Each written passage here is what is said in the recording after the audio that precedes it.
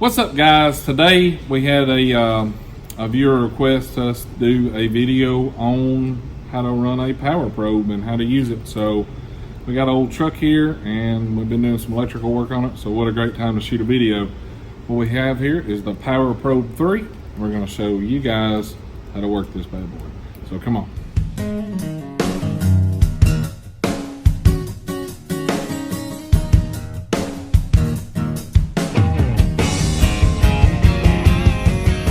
Here, this thing's been sitting for like 7 or 8 years, and the customer towed it in and got it running, and all the taillights have been cut on it because they took the bed off and just left it sideways.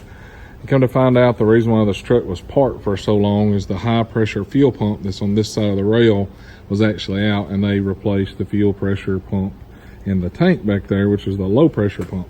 So anyway, we drug it in here. We got it fired up for the old dude, and he asked us to get the taillights wired back in, so that's what we did. So like I mentioned in the intro, there was a guy was wanting to know about how to use a Powerprobe. So today, we're going to show you guys how to use a Powerprobe. We've already got it hooked up. We'll disconnect it and show you how that works. But we have a 12-volt blower motor fan and that we can use to power, and we're also going to show you how to use the Powerprobe to find hot wires and also ground wires. So I'm gonna let Wally take it over, and he's gonna show you guys how to hook it up. It's foolproof. It's Wally proof even. Can't screw it up, can you? Can't screw it up, can you? Yeah, you can screw it up. Just it takes some work. All right, show them what it's all about, wild man Wally. You talking about screwing it up? I tried it out a minute ago just to see if it would work. All right, you see there's no lights, no power, no nothing. We're gonna hook it up backwards just to get that out of the way. You can see this fine wiring job on here. We got a lot of wiring to do on this thing. So he's hooking the negative to the positive, and you can see nothing. So foolproof. And he hooks it up the right way. Bam! This thing's just on and shoots some lights out the top. And kind of a little trick is you don't even necessarily have to have it all plugged up. Right there, it should still illuminate. No, it's not. No, I must have it backwards. One of them I had did that. I guess not this one. Yeah, I did upgrade. So. We don't drug test, so that's the problem. But you can kind of tell whenever you got negative, it displays negative. When you have positive, it actually displays the actual battery voltage. All right, so what he's referring to, it's see the plus sign, that's positive, and it shoots a red light, and then green for ground, that's also a minus. So it's easy. There's all kind of different settings in here, and what he's got it on is where you can apply positive voltage by pushing the up button, or apply ground by pushing the ground side. And they also got a built-in circuit breaker. Say you're on a hot and you apply power, it won't do nothing no more. It just popped out the side. Reset, and we're back to ground. Back to going again. Show them how it works, like over here, if you're looking for the hot wire.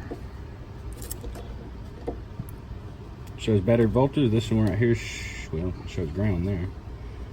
That's your starter solenoid on this vehicle, so. All right, and the cool thing is, what makes the Powerprobe such an awesome tool is, like this right here is a 2-wire plug. You can see one's a hot and one's a ground, obviously. So I'm going to hold it, and Wally will show you how to use it to make sure that your blower motor fan's working. One good thing about the Powerprobes is it comes with a handy little ground. That right there is ground all the time. So what we want to do, we can hook up the ground. You see right there, it shows no power there. You can apply power, and there she goes. Voila. Simple as that. Just like that. Light bulbs, fuel, horns. Grab that fuel pump, and we'll show them on it. And you can turn the sound off, like if you're looking for a hot wire to beep and it'll drive you crazy, so you can turn the sound off by mashing that button. We'll have here is a fuel pump that actually came out of this truck that was in the tank. I don't know if you can hear that or not.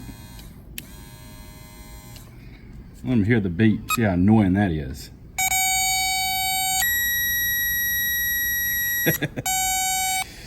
That stays off. All right.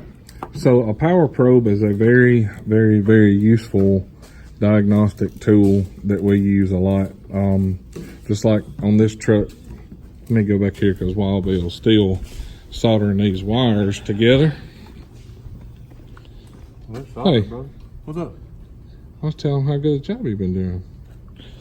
So Wild Bill has got all these soldered together. So all you'd have to do to make sure, you know, they're color coded, of course, the green, yellow, and brown. But like if you didn't have the color code, you could apply ground with the little ground clip that's on there. And then you can apply power on this to see which light bulbs illuminate, whether it's your turn signal, your reverse light, or your brake light. Wild Bill, yeah, good job. Thank you. Everybody says you did a good job.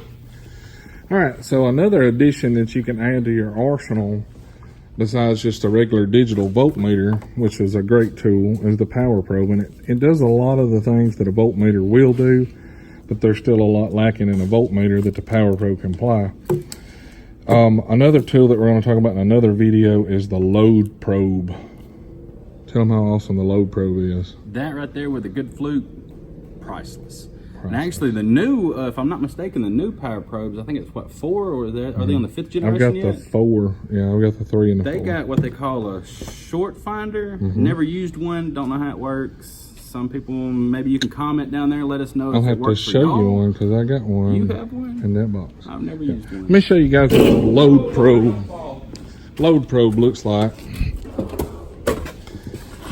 And this is a Napa version of it, and it applies resistance when you mash this bulb. You remember how many ohms of resistance? What now?